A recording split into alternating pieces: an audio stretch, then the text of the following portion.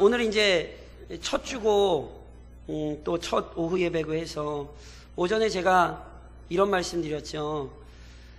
그리스도인으로 산다는 건 끊임없이 옛길로 돌아가시는 거예요.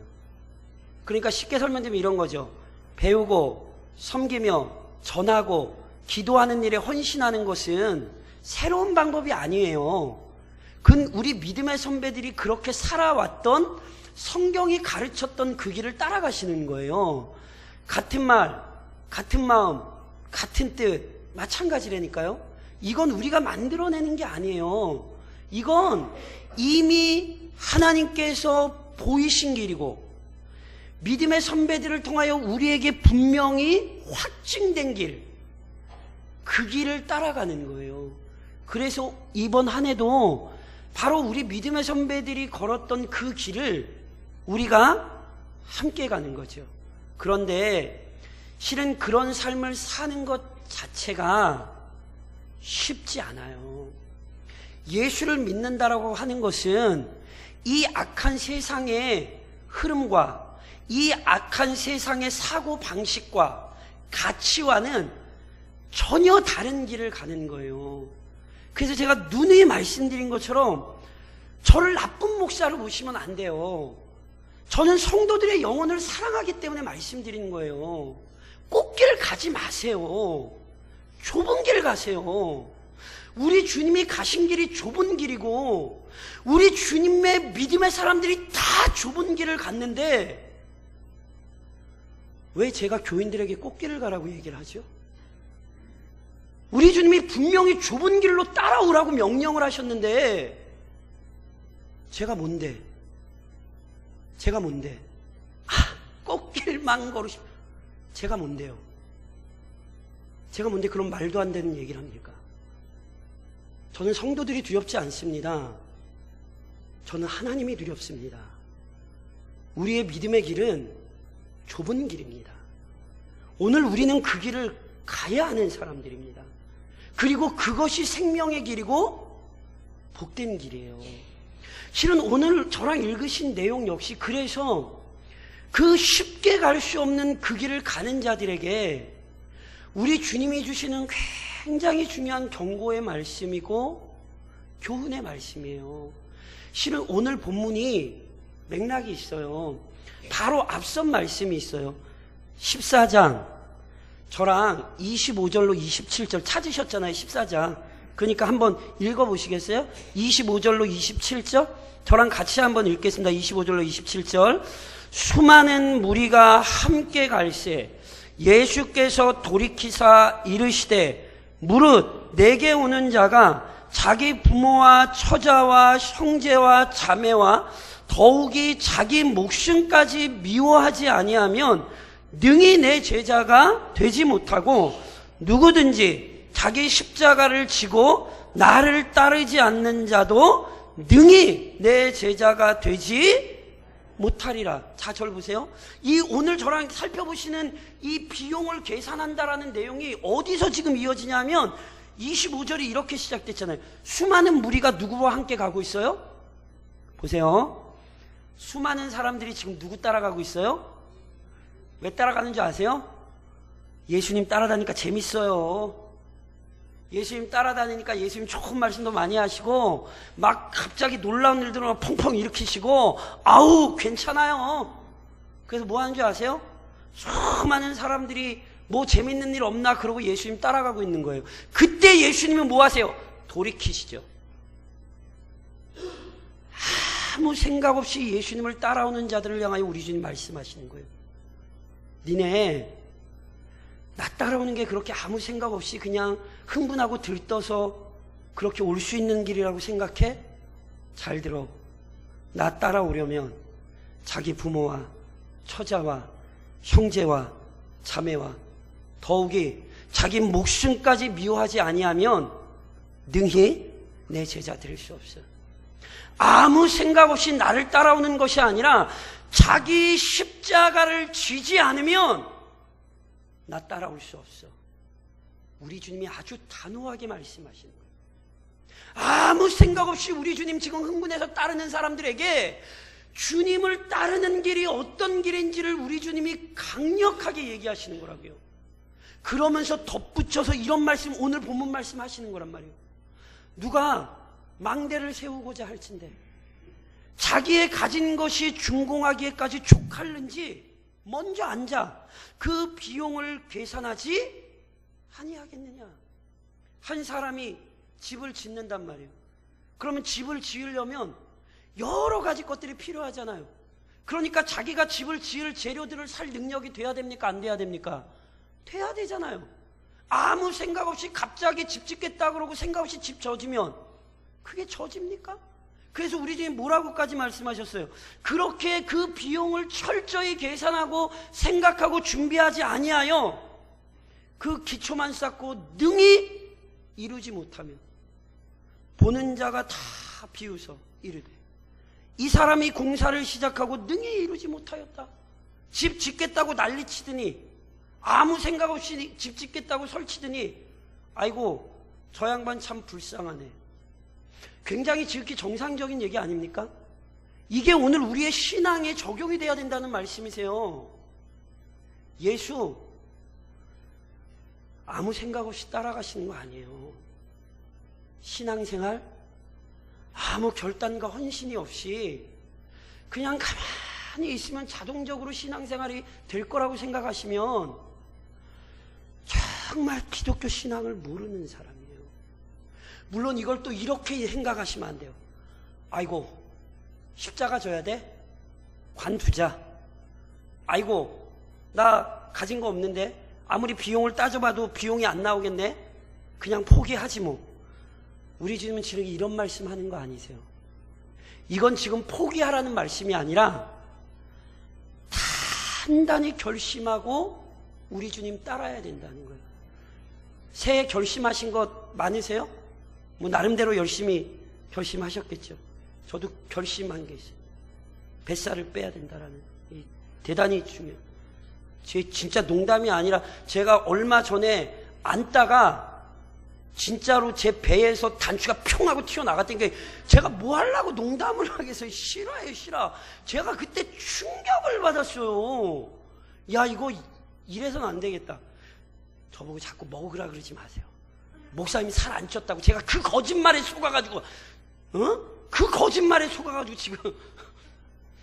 보세요. 살찌는 거요? 가만히 있어서 먹으면 쪄요. 살 빼는 거요? 해봐서 아시죠? 끊임없이 기억하고 절제하고 돌아보지 않으면 안 돼요. 사랑하는 성도 여러분, 우리는 영적 현장에 들어온 자들입니다. 신앙생활은 좁은 길입니다. 그것은 절대로 비용을 계산하지 않고는, 철저히 우리의 삶을 돌아보고 치열하게 고민하며 싸우지 않고는 절대로 갈 수 없는 길입니다.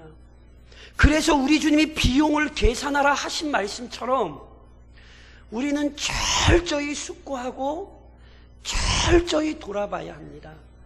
그리고 집을 잘 지어야 돼요. 그러려면 오늘 제가 크게 두 가지만 말씀드리려고 해요. 저를 좀 한번 따라 하시겠어요? 버릴 것을 버리고 취할 것을 취하자. 보세요. 망대를 건축하고 집을 지으려면 집을 지을 사람이 집을 지을 재료로 사들여야지. 아니, 항공기 지을 재료를 사들이면 뭐 하겠습니까? 집을 지어야 되면 집을 짓는데 합당한 걸 사들여야지. 바다에 가서 낚시하는 도구를 사오면 그 사람이 지혜로운 사람이겠어요? 마찬가지입니다. 우리의 신앙생활을 제대로 하시기 위해서 우선은 버릴 것은 과감하게 버리시고요, 취할 것을 과감하게 취하셔야 돼요. 이것은 우선 뭘로부터 시작하셔야 되냐면 버리는 것으로부터 시작하셔야 돼요. 그러면 도대체 버릴 게 뭔데? 우선 모든 그리스도인이 버려야 하는 것은요, 지속적인 죄악, 은밀한 죄악이에요. 히브리서 기자가 우리에게 이런 가르침을 줘요.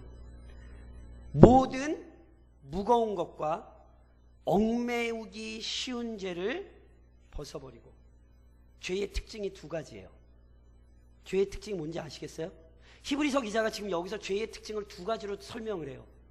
죄의 특징은 뭐예요? 무거워요. 동시에 죄는 뭐예요? 얽매이기 쉬워요. 보세요. 죄가 있으면 무거워요. 죄가 있으면 그 인생이 평안할 수 없어요. 죄에 붙들고 계시면 잠시 잠깐은 즐거우신 것 같지요? 아니요. 그 죄가 우리의 영혼을 짓눌러요. 그래서 악인은, 잠언에 보면 악인은 그 웃음 끝에도 근심이 있다 그랬어요. 그래서 그 무거운 죄를 벗어버리셔야 되는 거예요. 사람들은 몰라도 내 삶에 치고 들어와 있는 그 지속적이며 은밀한 죄를 빨리 내려놓지 않으면 그 죄가 끊임없이 나를 짓눌러요. 잠시 잠깐은 기쁜 것 같지만 그것이 내 숨통을 조이는 거예요. 게다가 죄는 얽매이기 쉬워요. 죄를 버리는 건 굉장히 어려운 일입니다. 왜냐하면 우리는 예레미야가 얘기한 것처럼 선에 익숙한 게 아니라 악에 익숙하기 때문에 그래요. 그래서 우리는 우선 우리를 무겁게 하고 우리를 올가매려고 하는 이 죄를 철저히 점검해야 돼요. 없는 것 같으세요? 없다라고 생각하시는 것 자체가 착각이에요. 우리는 듣는 게 죄가 되고요, 생각하는 게 죄가 되고요, 보는 게 죄가 되는 거예요. 눈이 말씀드린 것처럼 믿음이 좋다라는 건 내 죄가 보이고 끊어야 할 죄가 보이는 거예요. 그래서 가장 지혜로운 성도는 죄는 그 모양이라도 버리는 거잖아요. 악한 말을 하셨으면 빨리 버리셔야 돼요. 악한 생각이 머릿속에 쳐들어오는 건 이건 사람이 막을 수가 없어요. 그런데 악한 생각이 내 머릿속에 자리 잡게 하시면 안 되는 거예요. 악한 마음이 들어왔을 때 그 마음을 빨리 내버리셔야지 그 마음을 품고 계시면 안 되는 거예요. 각자 상황과 형편에서 그 버릴 것을 빨리 버리는 것이 지혜예요. 예전에 제가 사울왕 얘기했던 거 혹시 기억하세요?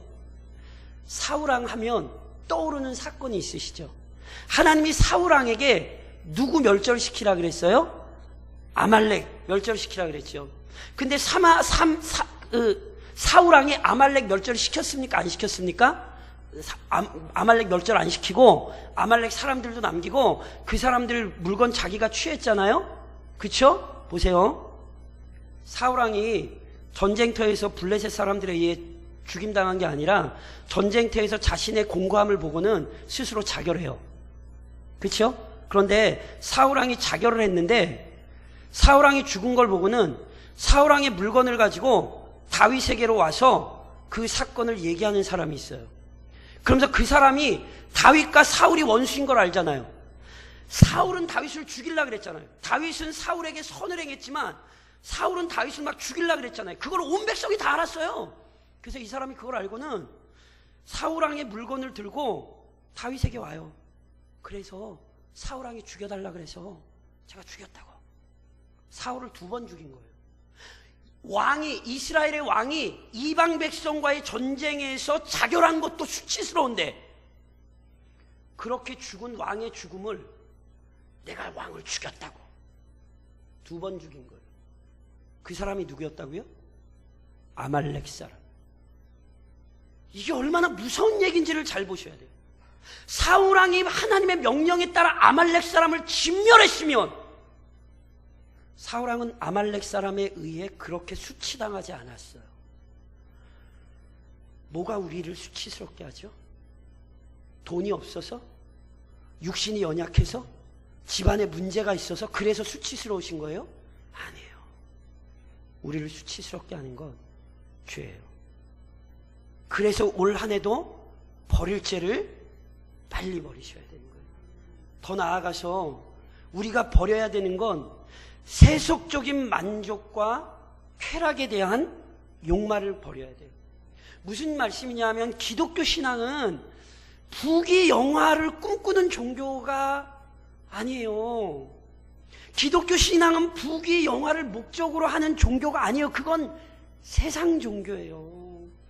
누누이 말씀드린 것처럼 기독교 신앙을 수단으로 해서 이 땅의 것을 많이 누리며 살겠다라는 건 기독교 신앙이 아니라 우상숭배예요. 물론 오해하지 마세요. 하나님은 전능하신 분이시로 그는 하늘에 신령한 복도 주시고 땅에 기름진 것도 주십니다. 아멘이세요? 그러니까 마치 하나님께서 땅의 것은 안 주신다고 생각하시면 안 돼요. 하나님은 하늘의 은혜도 주시고 이 땅에 풍성한 모든 것도 누가 주세요? 하나님이 주시는 거예요. 그래서 올해 지난해도 거두신 거 다 누가 주신 거예요? 믿으시죠? 믿으셔야 돼요. 이게 성경이에요. 그리고 올 한 해도 먹고 마시며 쓸 거 하나님이 주실 거예요. 그런데 하나님이 필요하면 주시는 거고요. 하나님이 그게 구태여 필요 없으면 하나님은 안 주기도 하세요. 문제는 우리가 거기에 마음을 빼앗기면 안 돼요. 거기에 마음을 빼앗겨 그 인생의 말년이 굉장히 비참해진 대표적인 사람이 솔로몬이에요. 솔로몬 잘 아시죠? 오죽하면 우리 주님이 말씀하실 때 솔로몬의 부귀영화라고 표현을 해요. 그러니까 우리 주님이 솔로몬을 표현할 때 솔로몬의 부귀영화라고 표현을 할 정도로 솔로몬은 정말 좋은 걸 정말 많이 누린 사람이에요. 그런데 아세요? 하나님께서 솔로몬을 사랑하셔서 하나님께서 솔로몬에게 그 모든 것을 주셨는데 안타깝게도 솔로몬은 하나님께서 그것을 누리라고 주신 것을 바르게 누리지 못하여 마음을 빼앗겨 버렸어요. 특별히 그 대표적인 문제 가운데 하나가 뭔지 아세요? 모세의 율법에 의하면 반드시 왕은 여자를 많이 두면 안 돼요. 왜 여자를 많이 두면 안 되는 줄 아세요? 이건 세상의 방식이에요. 여자를 많이 두는 건 자기의 힘과 권위와 권력을 자랑하는 것이고 고대 사회에서 특별히 자손을 많이 줘서 자기의 세력을 견고하게 하는 거예요. 성경은 한 남자와 한 여자예요. 남편과 아내와 그렇게 하나님께서 성경적인 가정을 이루셨고 솔로몬이 많이 아내를 둔 걸 아이고 하나님 잘 믿으면 저래도 되나 봐 이렇게 생각하시면 큰일 나요. 솔로몬은 하지 말란 일을 한 거예요. 그리고 특별히 목적이 있었어요. 솔로몬이 수많은 이방 여자를 데리고 온 건 소위 얘기하는 정략 결혼이에요. 그러니까 이웃나라의 왕의 딸을 데리고 와서 내 아내를 삼아 사돈관계를 맺는 거죠. 왜요? 쳐들어오지 말라고.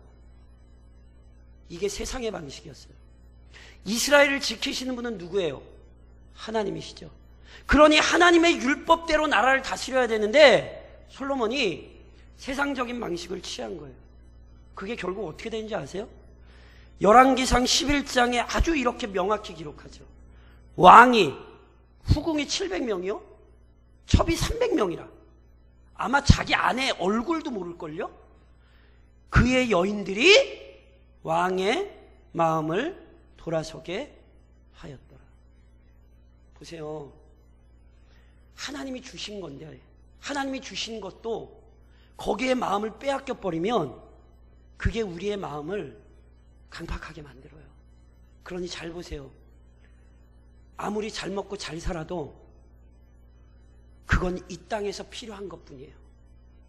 마치 이 세상의 부귀영화가 우리를 영화롭게 할 거라고 착각하지 마세요. 잠깐 주시는 것을 감사함으로 받으시고 그걸 지혜롭게 사용하셔야 돼요. 뭐든지 그게 뭐가 됐든지 하나님 외에 다른 건 다 우상이에요. 그러니까 올 한 해도 하나님이 주시는 걸 모든 걸 감사함으로 받되 거기에 마음을 빼앗겨 세상의 부귀영화의 마음을 빼앗겨 우리의 마음이 완고해지는 일이 없도록 주의하셔야 되는 거예요. 또 하나 버려야 되는 게 있어요. 그게 뭐냐면 헛된 명예와 칭찬에 대한 갈망이에요.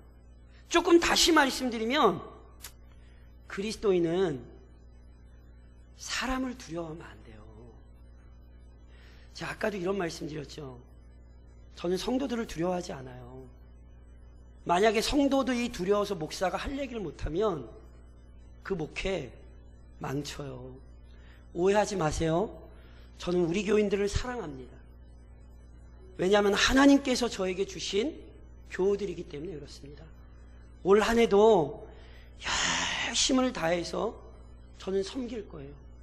왜냐하면 하나님께서 오늘 우리를 만나게 하셨고 오늘 함께 이 교회를 세우게 하셨기 때문에 그래요. 그러니까 성도들은 사랑의 대상이에요. 절대로 두려움의 대상이 되면 안 돼요.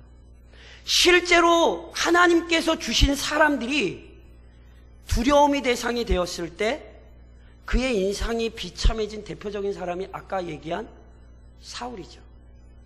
기억하세요? 하나님이 너 아말렉 진멸해 이러셨잖아요. 근데 사울이 아말렉 진멸 안 했죠. 왜 진멸 안 했는지 기억하세요? 사울이 자기가 왜 진멸 안 했는지 직접 얘기해요. 어떻게? 사무엘상 15장에서 사울이 사무엘에게 이르되 내가 범죄하였나이다. 내가 여호와의 명령과 당신의 말씀을 어긴 것을 내가 백성을 두려워하여 그의 말을 청종하였습니다. 사람 말에 귀 기울이지 마세요. 하나님의 말씀이 뭐라고 했는지 기억하셔야 돼요. 우리가 정말 이 세상의 가치에서 섞여 살면 안 돼요. 누가 이런 얘기하고 누가 저런 얘기한다고 해서 그 얘기를 고지그대로 다 듣고 따라가시면 안 돼요. 그래서 제가 예전에 이런 말씀 드렸잖아요. 한국에서 보니까 그래요. 그 무조건 다 죄라고 이렇게 제가 말씀드린 건 아니지만 드라마 너무 좋아하지 마세요. 왜냐면 한국 드라마 치고 거룩하고 의로운 드라마 있나요? 없을걸요. 그런데 한국 사람들이 드라마를 너무 많이 봐요.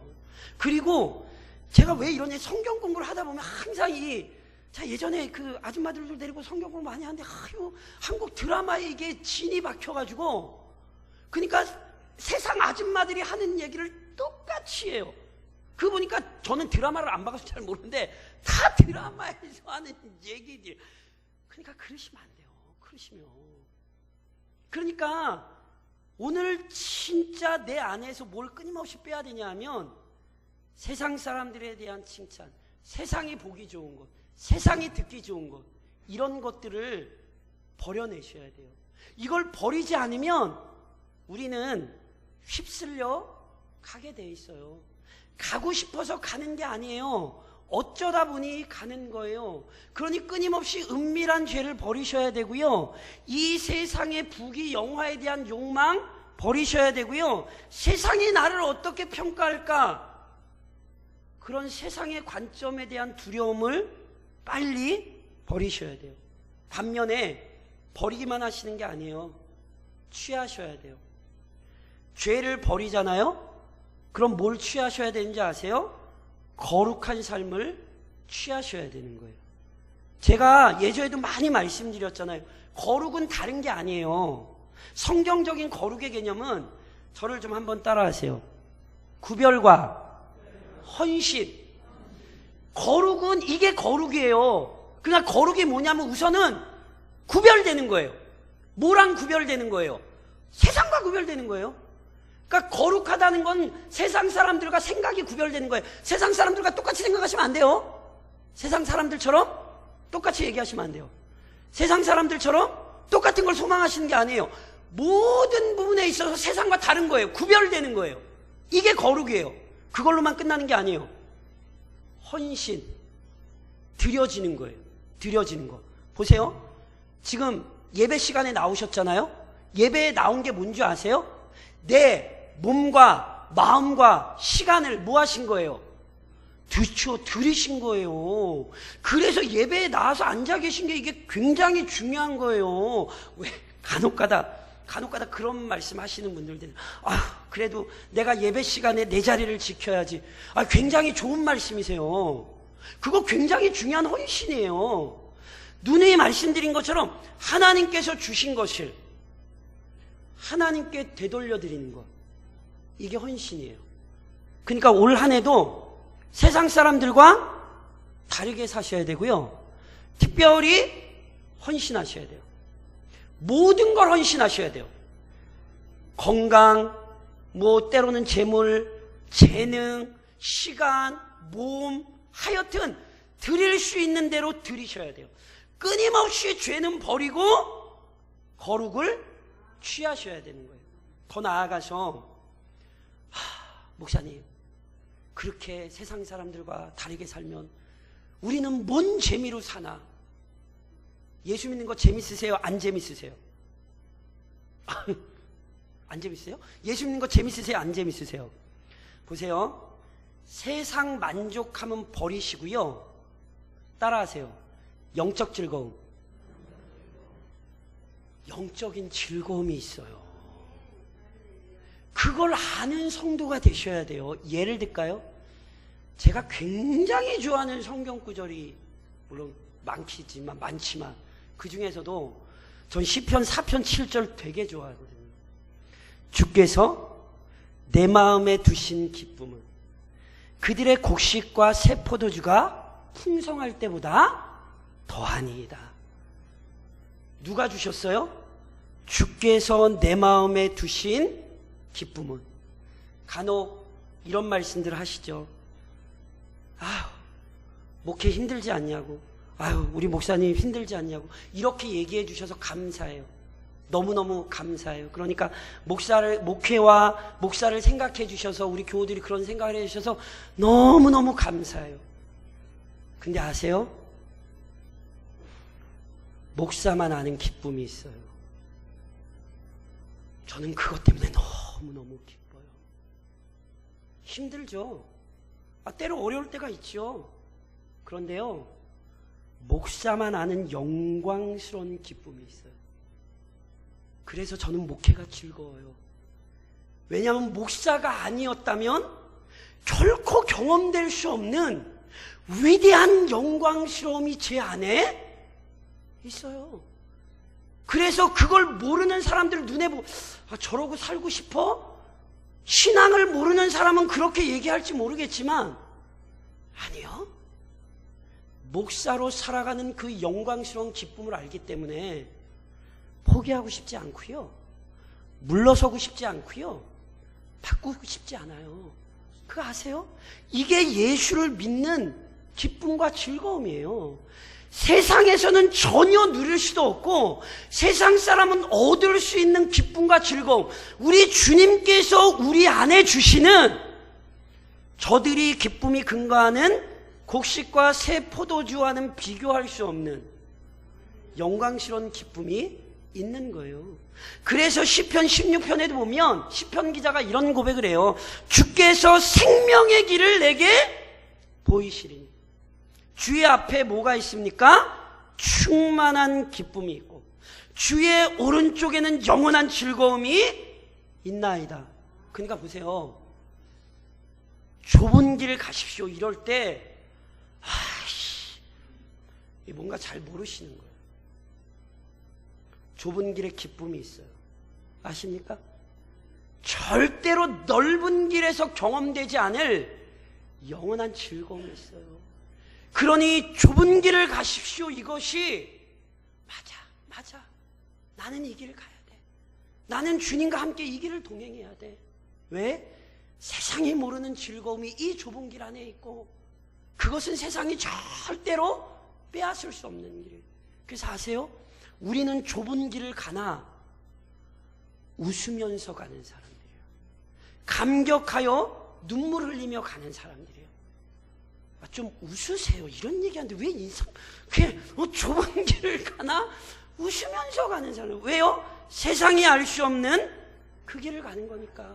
그러니 올 한 해도 세상적인 즐거움에 빠지지 마시고요. 이 영적 즐거움에 깊이 빠져 사셔야 돼요. 그리고 더 나아가서 사람들의 평가를 취하지 않으나 우리는 하나님의 평가와 상급에 대한 소망을 취해야 돼요. 이 땅을 믿음으로 사는 것은 영원한 것을 알기 때문에 그렇다니까요. 그래서 제가 누님 말씀드리잖아요. 우리의 믿음의 수고가 절대로 헛되지 않아요. 우리는 영광스러운 결국을 보고 가는 사람들이라고요. 히브리서 11장이 우리에게 뭐라고 이야기합니까? 믿음이 없이는 하나님을 기쁘시게 하지 못하나니 하나님께 나아가는 자는 반드시 그가 계신 것과 그것만 알아요? 뭐요? 그가 자기를 찾는 자들에게 상 주시는 이심을 믿어야 할지니라. 우리 주님 우리의 신앙에 큰 상을 준비하고 계십니다. 믿으십니까? 그거 바라보시라니까요. 예를 들면 제가 이거 끝나고 나서 제일 좋은 게 뭐세요? 모르겠네. 하여튼간 제일 좋은 거 드린다 그러면 끝날 때까지 기다리시겠어요? 안 기다리시겠어요? 제가 하면 10시간 해도 기다리시겠어요? 안 기다리시겠어요? 기다리실 거 아니에요? 그렇죠? 하여튼간 어마어마한 준다 그러면 주님이 상 주시겠다잖아요. 그러니까 인내하세요. 속상하세요? 아니요. 참으세요. 지금 속상한 것보다 나중에 주실 주님의 상이 더 커요. 지금 잠깐 눈물을 흘리세요. 괜찮아요. 지금 마음에 흐르는 눈물이 우리 주님의 손수건으로 닦일 때 영광스러운 기쁨이 우리 안에 넘치는 거라고요. 그걸 보고 눈물을 흘리시라고요. 바보가 아니에요. 그게 진짜 제대로 사는 사람이지. 그래서 우리 주님이 계시록에서 뭐라고 말씀하셨어요? 보라, 내가 속히 오리니 내가 줄 상이 있어 각 사람에게 그가 행한 대로 갚아주리라. 주님 속히 오셔서 갚아주세요. 예수님 안 오면 저한테 따지러 오세요. 그럼 제가 그때 다 갚아드릴게. 예수님 안 오세요? 아니에요. 예수님 분명히 오셔서 우리 믿음의 수고에 그분이 갚아주실 때가 있어요. 그러니 그게 보이셔야 돼요. 그래서 아세요? 올 한 해도 비용을 계산하며 사셔야 돼요. 철저히 우리 주님의 말씀에 깨어서 우리의 신앙을 점검하며 사셔야 된다고요. 왜냐하면 그것이 우리의 영광스러움을 이루기 때문에 그래요. 그래서 이런 삶을 살기 위해 이 시간에도 마음에 간절히 품으며 적용하셔야 될 게 있어요. 그게 우선 뭐냐면 저를 좀 따라 하시겠어요? 영적 안목, 영적인 눈을 띄워주셔야 돼요. 하늘의 상이 보여야 돼요. 하늘이 보여야 돼요. 나중에 살펴보겠습니다만 스테반 집사님이 돌 맞아 죽죠. 그때 뭘 봤는지 아세요? 하늘이 열리고 우리 주 예수 그리스도께서 하나님 보좌 우편에 서신 것을 스테반이 봐요. 그러니 돌을 맞는 거예요. 그러니 그 죽음의 자리에 버티는 거예요. 왜요? 그가 그토록 사모하던 주님이 그를 받아주시기 위해 그 보좌에서 벌떡 일어나 그를 향하고 계시잖아요. 이게 보이셔야 돼요. 이게 보이셔야 돼요. 우리 눈을 열어주셔서 그 영광스러운 것이 보이는 믿음이 있어야 되는 거예요. 그래서 바울은 고린도서에서 이렇게 가르쳤어요. 우리가 이것을 말하거니와 사람의 지혜가 가르친 말로 아니하고 오직 성령께서 가르친 것으로 하니 영적인 일은 영적인 것으로 분별하느니라. 구하셔야 돼요. 하나님 오늘도 이번 한 해도 내 눈을 열어주셔서 땅이 아니라 하나님 하늘을 보고 살게 해달라고, 그 영적인 눈을 상실하지 않을 수 있는 은혜를 달라고 구하며 사셔야 올 한 해도 이 믿음의 길을 가시는 거예요. 더 나아가 따라 하시겠어요? 인내. 뭐라고요? 인내가 뭐죠? 그렇죠. 하실 거예요? 안 하실 거예요? 참으셔야 돼요. 금방 끝나요. 오래 사세요. 오래 사셔서 한 100년, 200년 사세요. 근데 끝나요. 긴 것 같지만 길지 않아요. 참아야 되는 시간 길지 않아요. 내 인생의 마지막이 오든가 우리 주님 재림하시든가 금방이에요. 그러니 이를 악물고 버티셔야 돼요. 히브리서 기자가 그래서 우리에게 이렇게 얘기해요. 우리가 간절히 원하는 것은 너희 각 사람이 동일한 부지런함을 나타내요. 부지런함 나타낼 때 시간 얼마 없어요. 그래서 부지런함을 나타내셔야 돼요. 끝까지 소망의 풍성함에 이르러 게으르지 아니하고 믿음과 오래 참음으로 말미암아 약속들을 기업으로 받는 자들을 본받는 자 되게 하려는 것이니라. 금방 끝날 거기 때문에 오래 참고 버티셔야 돼요. 이를 악물고 버티셔야 되는 거예요. 우리 주님 그렇게 사셨고 우리 믿음의 선배들 그렇게 사셨어요. 그래서 올 한 해도 인내의 신앙을 가지셔야 되는 거예요. 그것이 금방 우리에게 영광으로 나타날 때까지 인내하셔야 되는 거예요. 하늘을 바라보며 인내하셔야 되는 거예요. 그리고 더 나아가 다시 한번 따라 하시겠어요? 위로. 하늘을 바라보고 인내하는 게 쉽지 않아요. 그래서 뭐가 필요한 줄 아세요? 위로가 필요해요. 그 위로는 먼저 누가 하시는 거냐면 하나님이 하시는 거예요. 제가 예전 목사님들이 그런 말씀 많이 하셨거든요. 근데 제가 이제 저도 정말 절실히 느끼는 게 있어요. 목사가 이 세상을 살 때 두 가지 힘이 공급된다는 거예요.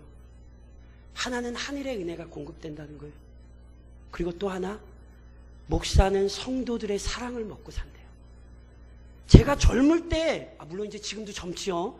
근데 제가 부목사님 이때 이게 잘 얘기는 들어도 어렴풋이 알겠는데 이게 잘 모르겠는데 제가 진짜로 시간이 지나면 지날수록 이게 무슨 얘기인지 이해가 돼요.